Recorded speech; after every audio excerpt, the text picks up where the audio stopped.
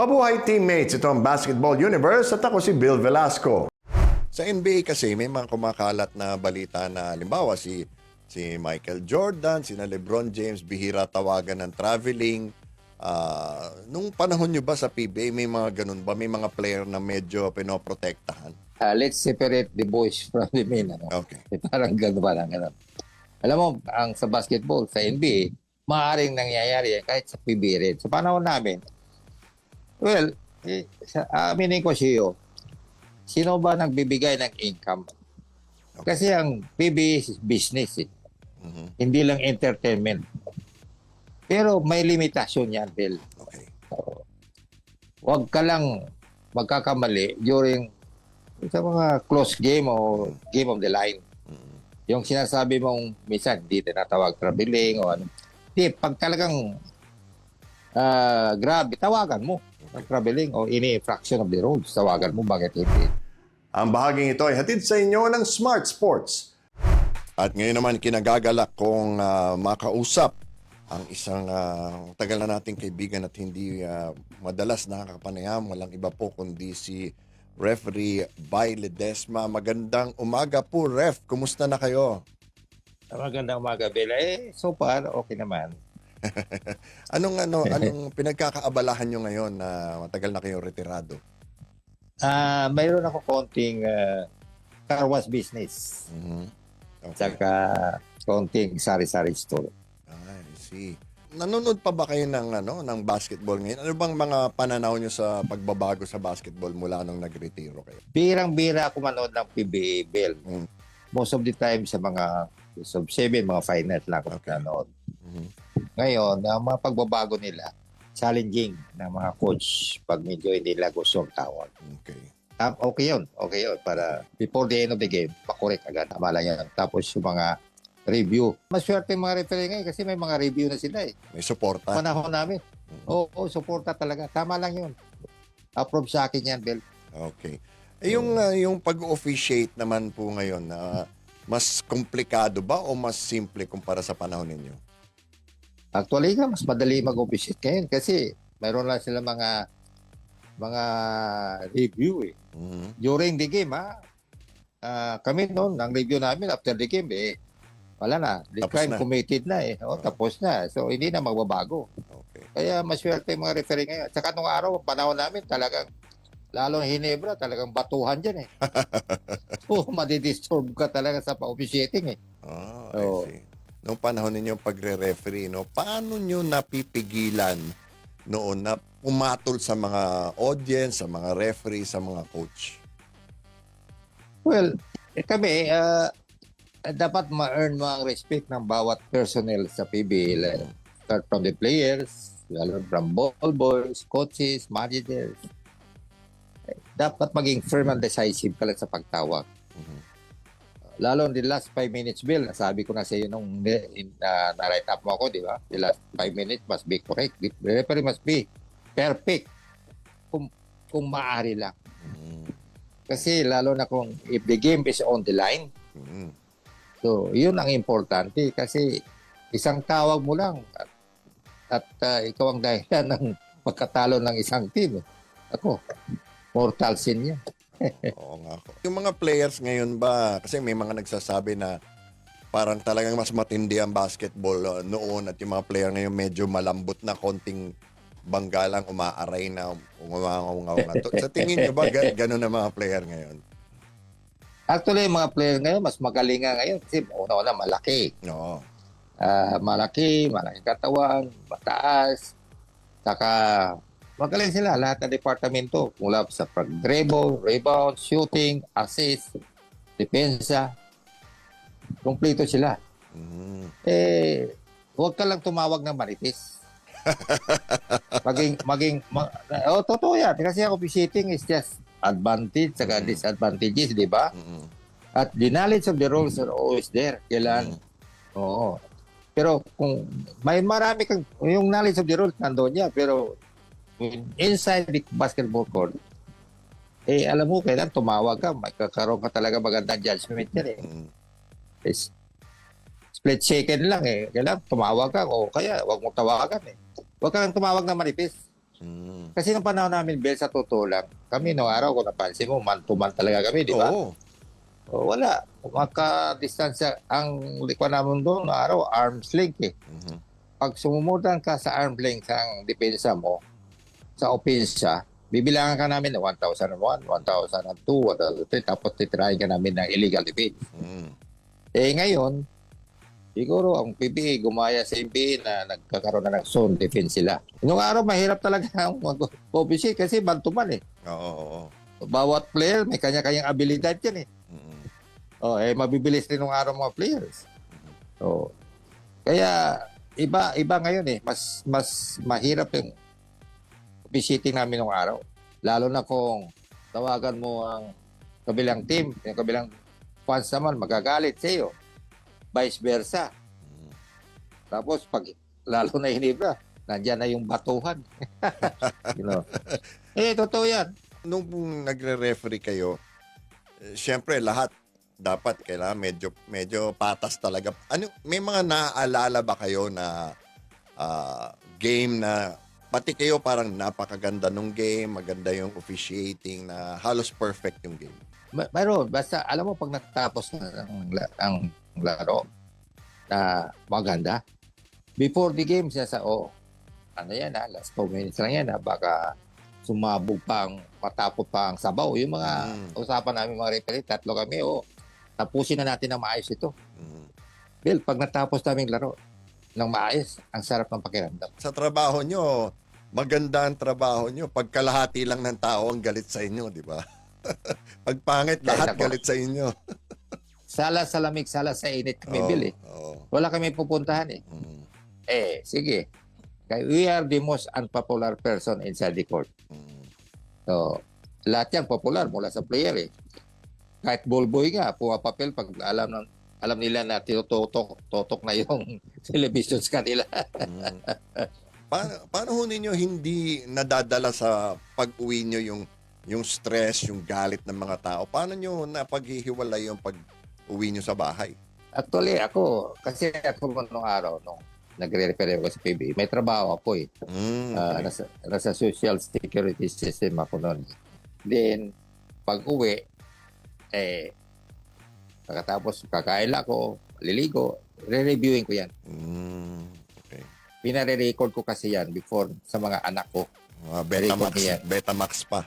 Yes, yung makapal pa yung Betamax pa. Minsan, ang asawa ko, nagtatrabaho rin sa GSIS at that time. Umpisa ko magre-review yan, almost 12. Matatapos ako mga 2 o'clock. Naiinis nga sa akin kasi papasok kami ng 6 o'clock eh. Sabay kami. Napupuyat rin siya. Siya rin, napupuyat. Yeah, napupuyat. Pero sabi pa, sinsya ka na kasi mukhang duda ako doon sa tawag ko eh. From there, siyempre pinag-aaralan ko. Ganito pala, ganito. Ngayon, ang mga referee ngayon talagang, araw nag-review rin kami sa PBA office. Ngayon. Pero after Tapos the game na. namin. After the game na. Okay. Pero before that, dire-review ko na sa bahay.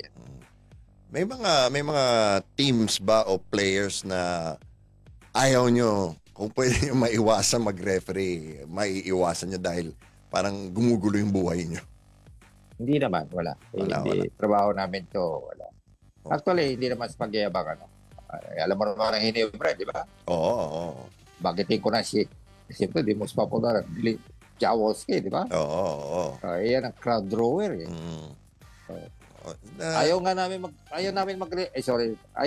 mag-refer ito eh.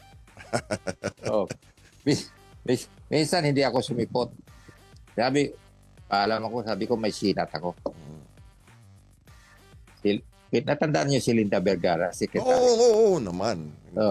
Binawagan ako ni Linda. Bye, nasaan ka?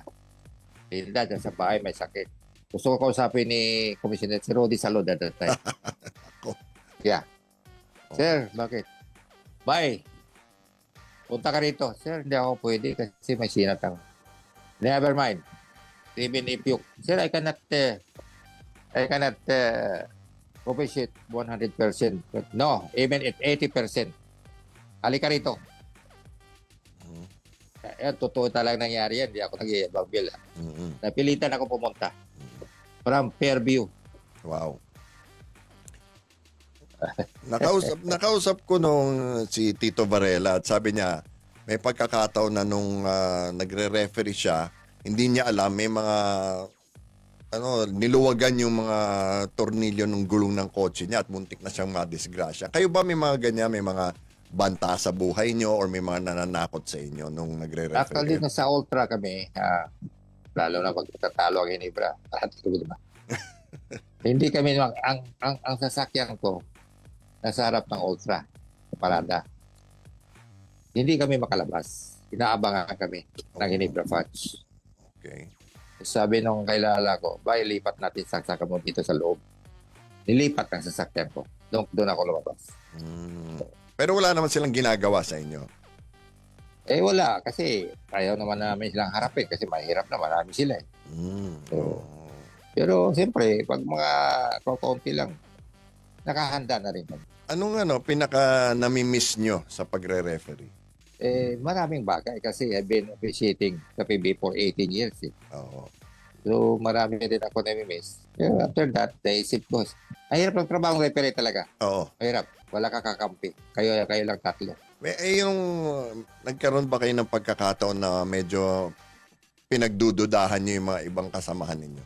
Sa parang medyo paling yung pagtawag nila. Hindi ako nagdududa, pero ang sa isip ko, hindi magandang tawag. Okay.